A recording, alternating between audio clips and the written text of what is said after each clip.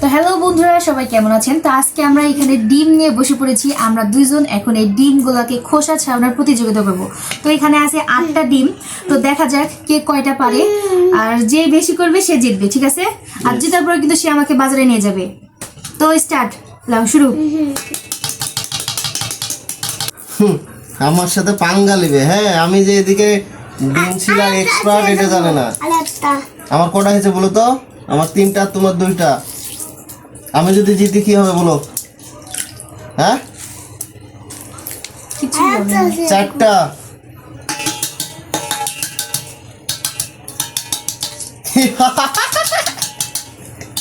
তো যাই হোক, এটা তোমার 5 নাম্বার, তাই না? প্রতিযোগিতা তো প্রতিযোগিতার জায়গা দিয়ে আসল কাহিনীটা ছিল যে ওকে দিয়ে আমি আজকে ডিমগুলো ছিলাই নিব। হ্যাঁ, না না না, ছিল ছিল ছিল, আমি চাইবো না। লাভ ছিল, একটা আছে তাদের ছিল। আমার কাজগুলো তো একটু হেল্প করলো প্রতিযোগিতার বাহানায়। তো যাই হোক, ও আমার কাজতে একটু হেল্প করলো, তাই না?